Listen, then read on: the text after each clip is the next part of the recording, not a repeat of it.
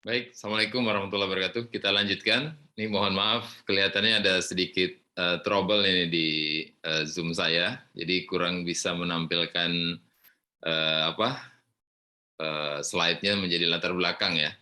Ya nggak apa-apa. Mudah-mudahan tidak mengurangi apa eh, keseriusan kita ya untuk mengikuti materi ini. Baik, sekarang kita masuk ke materi berikutnya tentang otoritas ya. Sebentar saya siapkan timernya dulu. Oke. Nah, tadi saya sudah sampaikan di bagian yang pertama bahwa ada 3 hal yang kita bicarakan dalam konteks kepemimpinan ketika kita bicara tentang pendelegasian atau delegasi ini. Yang pertama otoritas, yang kedua tanggung jawab, yang ketiga itu tugas. Ya. Nah, nanti kita akan lihat satu persatu. Baik, kita mulai dari otoritas. Nah, otoritas ini sering kita sebut sebagai wewenang, ya, kewenangan. Nah, otoritas ini harus ada batasannya, ya, atau kewenangan atau wewenang itu harus ada batasnya, ya. Jadi ada batas antara apa otoritasnya pemilik, apa otoritasnya dewan pengawas, apa otoritasnya direktur, apa otoritasnya middle manager, apa otoritasnya first line manager gitu ya. Oke. Ini karena nggak bisa jadi apa? Jadi latar, jadi saya pakai pointer aja ya. Jadi ada 6 hal ini ya, 6 hal yang kita eh, di rumah sakit ya akan kita temukan atau sebenarnya di organisasi yang lain juga demikian kurang lebih sama ya. Mulai dari paling atas itu pemilik sampai ke officer atau pelaksana. Nah, ini harus jelas apa otoritasnya masing-masing ini. Misalnya saja kita bicara otoritas yang seringnya krusial itu adalah otoritas keuangan misalnya. Dari kalau kita bicara BSC kan paling atasnya itu keuangan ya. Nah, apa otoritas pemilik dalam hal urusan keuangan? Ya. Nah, ini harus ada batasannya ya. Kalau otoritas pemilik di urusan keuangan, dia menyetujui eh, aspek keuangan untuk investasi. Nah, itu yang utamanya ya. Bagaimana pemilik itu menginvestasikan dananya. Ya. Nah, tentu saja dana investasi itu akan didapatnya juga dari operasional ya. Ada keuntungan cadangan untuk investasi itu kan didapatnya dari operasional.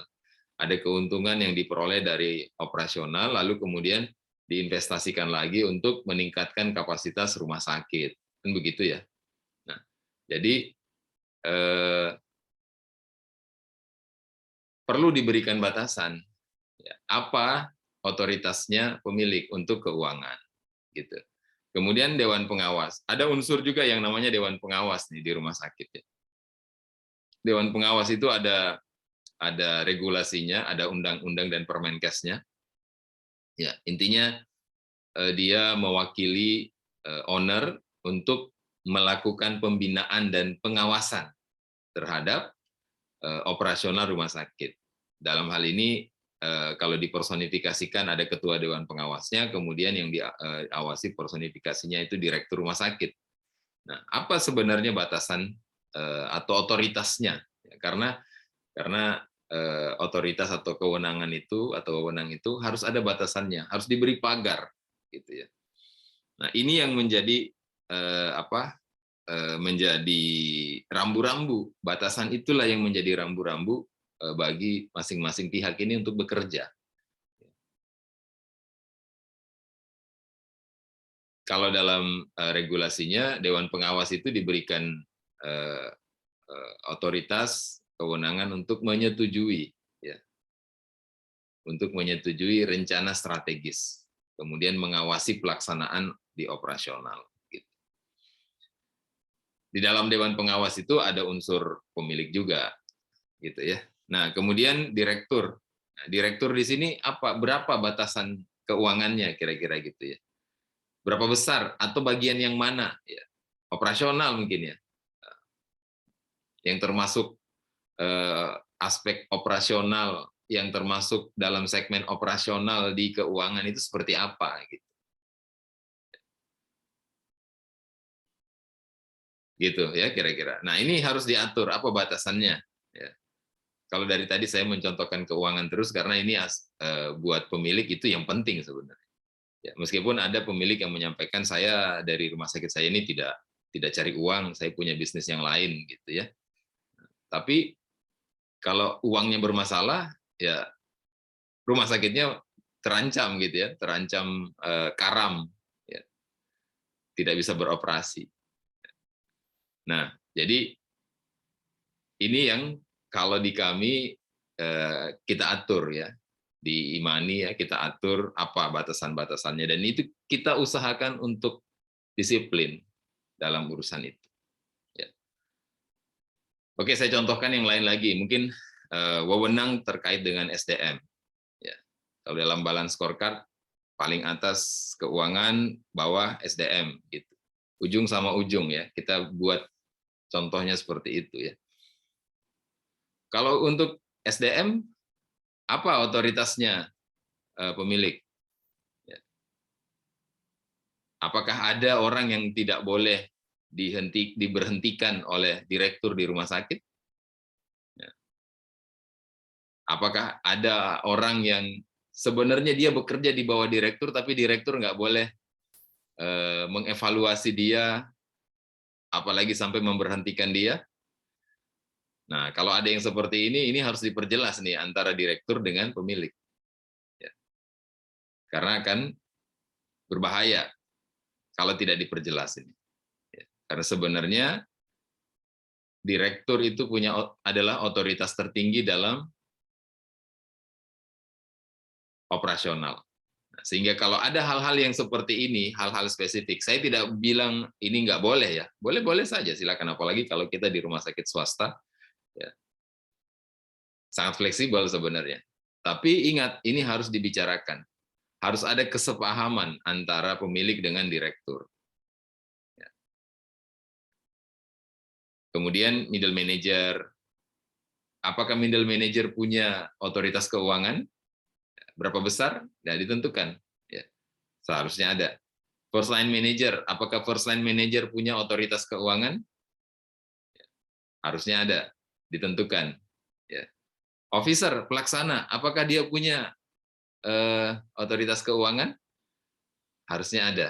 Ya, misalnya kita bayangkan begini ya, malam-malam ada pasien yang komplain karena di kamarnya banyak nyamuk, gitu. Nah, seharusnya kan kita bisa nyari, misalnya nih ya, misalnya nyari raket nyamuk gitu misalnya. Beli raket nyamuk. Raket nyamuk berapa ya harganya ya? Puluhan ribu aja, kira-kira gitu ya.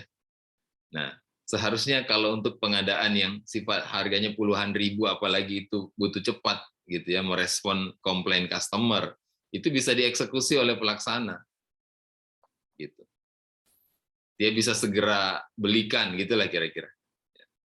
Atau ada pasien yang minta apa makanannya itu menunya itu di luar tidak ada di menu rumah sakit ya, dietnya udah TKTP ya, tapi tidak ada di menu rumah sakit. Misalnya dia mau makan apa ya, rawon misalnya ya, kita nggak menyediakan rawon gitu di menu kita. Terus gimana? Apa harus lapor sampai ke direktur atau lapor sampai ke pemilik? Ini kita mau beli raket nyamuk, kita mau memesankan rawon buat pasien gitu. Apa seperti itu? Ya tentu tidak ya. Ya harusnya pelaksana itu punya punya otoritas keuangan. Berapa yang dia bisa eksekusi? Atau first line manager itu punya otoritas keuangan. Tentu nanti akan dipertanggungjawabkan, tetap ada mekanisme pertanggungjawaban. Ya, dia keluarkan, lalu dia pertanggungjawabkan dari reimburse gitu, katakanlah mungkin begitu skemanya. Skema itu bisa dibuat, dibangun gitu. Nah, yang jelas dia punya otoritas keuangan. Sehingga dia bisa bekerja dengan baik. Karena otoritas ini kaitannya nanti dengan tanggung jawab, dengan tugas. Gitu ya. Baik, kita lanjutkan. Nah, jadi otoritas ini, ya, ini mungkin kalau di layarnya teman-teman akan tertutup ya.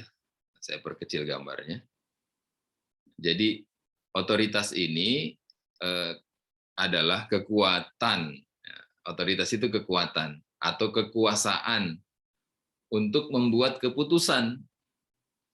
Keputusannya menjadi panduan bagi tindakan orang lain. Nah, itu otoritas. Jadi dia bentuk kekuatan atau kekuasaan. Buktinya apa kalau dia punya kekuatan dan kekuasaan? Dia bisa bikin keputusan. Buktinya apa kalau dia punya kekuatan dan kekuasaan? Keputusannya itu menjadi panduan bagi orang lain untuk bertindak. Itu otoritas. Nah, kalau kita lebih tajamkan lagi, jadi sebenarnya otoritas itu adalah hak untuk mengambil keputusan. Ini haknya, ya, hak orang yang kita berikan amanah. Orang kita menjadikan direktur, orang kita jadikan manajer, dia punya hak yang namanya otoritas. Hak untuk apa? Hak mengambil keputusan dan memberikan komando. Jadi kalau Anda hari ini duduk sebagai first line manager, pastikan Anda tahu otoritas Anda apa. Gitu. Kalau belum, nah, tanyakan ke atasan Anda. Tanyakan ke atasan Anda. Atasan yang mana? Atasan langsung, ya. Anda bertanggung jawab pada dia. Kalau middle manager, atasan langsungnya direktur.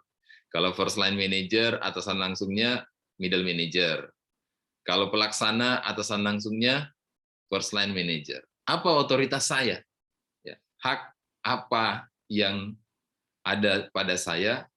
Ya, keputusan apa yang bisa saya buat dan komando apa yang bisa saya berikan. Kira-kira begitu ya. Nah, gitu. Oke.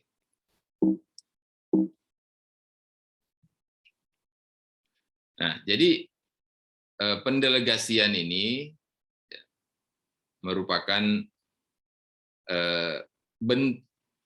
ikhtiar, ya, pendelegasian otoritas maksud saya, mohon maaf, pendelegasian otoritas ini merupakan bagian dari kita membentuk sebuah organisasi. Dia berkontribusi pada terbentuknya sebuah organisasi. Karena yang namanya organisasi itu ada pembagian tugas, ya, ada pendelegasian, tugas dibagi, otoritas dibagi, ada batasan-batasannya, kemudian masing-masing bekerja sesuai dengan areanya dia. Nah, itulah yang namanya organisasi. Kalau semuanya numpuk pada satu orang, berpusat pada satu orang, bukan organisasi namanya itu sebenarnya. Ya. Namanya aja ada timnya, tapi sebenarnya dia kerja sendiri gitu, sebenarnya gitu. Ya. Oke.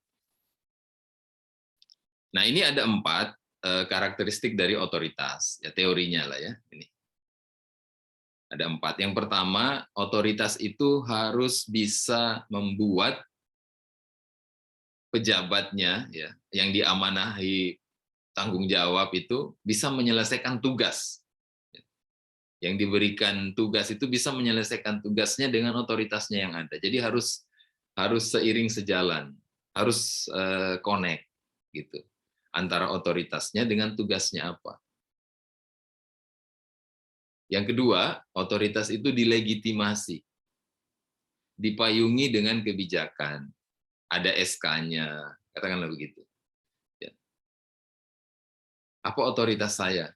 Otoritas saya menyetujui anggaran. Nah, itu harus ada payung regulasinya. Kemudian yang ketiga, otoritas yang dimiliki itu harus membuat yang bersangkutan itu mampu mengambil keputusan.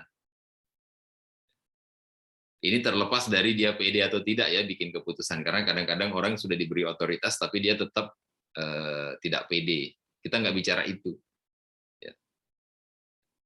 Jadi dia bisa mengambil keputusan karena dia punya otoritas. Ya, misalnya tadi itu pasien minta dibeliin mengeluh banyak nyamuk terus beli raket nyamuk tadi ya.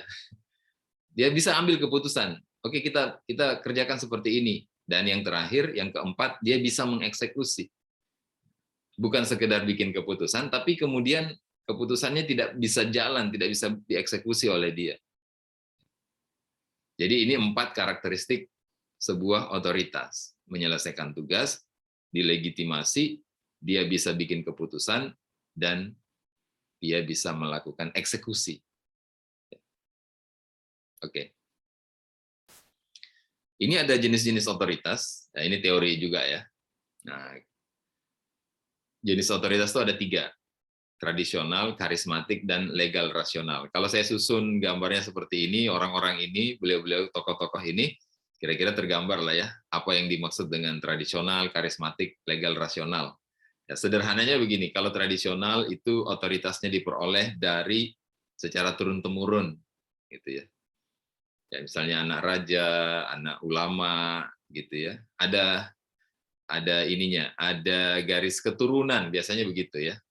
Kalau karismatik itu dia melekat pada orang yang bersangkutan gitu. Dan ini biasanya tokoh-tokoh yang katakanlah pembawa perubahan gitu ya. Pembawa perubahan, pendobrak status quo gitu ya. Dia punya karisma. Nah, kalau ini tidak bisa diturunkan ya. Anaknya belum tentu sama dengan bapaknya gitu. Bapaknya berkarisma, punya otoritas, dia diakui punya karisma, punya pemikiran yang revolusioner begitu ya, anaknya belum tentu. Itu melekat pada diri orang tersebut, gitu. Dan otoritas itu akan tetap ada sepanjang ya tokoh tersebut konsisten dengan apa yang dia jalankan. Kalau yang tradisional tadi, ya pokoknya dia ada garis keturunan aja gitu. Kemudian yang legal rasional itu adalah dia diberikan otoritas karena dia di ditempatkan sebagai posisi tertentu di sebuah perusahaan, di sebuah organisasi gitu. Nah, idealnya yang paling bagus itu 3 jenis otoritas ini melekat pada diri satu orang gitu, katakanlah gitu ya. Nah, misalnya dia anaknya owner rumah sakit, ya. Terus dia juga dikenal hebat gitu ya, dikenal di lingkungan di lingkungan profesinya sebagai orang yang punya kompetensi gitu. Ya, kemudian dia dijadikan CEO di rumah sakitnya. Nah, dia lengkap tuh ya. Tiga-tiganya ada pada diri satu orang gitu. Nah, itu idealnya begitu. Ya. Nah, ini teorinya ya seperti itu ya. Nah, jadi ini nutup sesi ini ya. Ayo kenali apa otoritas Anda masing-masing. Karena dengan otoritas itulah Anda akan bekerja. Saya boleh, hak saya apa untuk mengeksekusi pekerjaan saya ini? Sudah tahu otoritasnya? Nah, segera cari tahu ya. Oke, saya kira itu sesi ketiga kita ya. Kita bisa selesaikan. Maaf, sesi kedua kita akan berlanjut ke sesi ketiga nanti tentang tanggung jawab. Kita istirahat dulu, ngopi dulu. Silakan.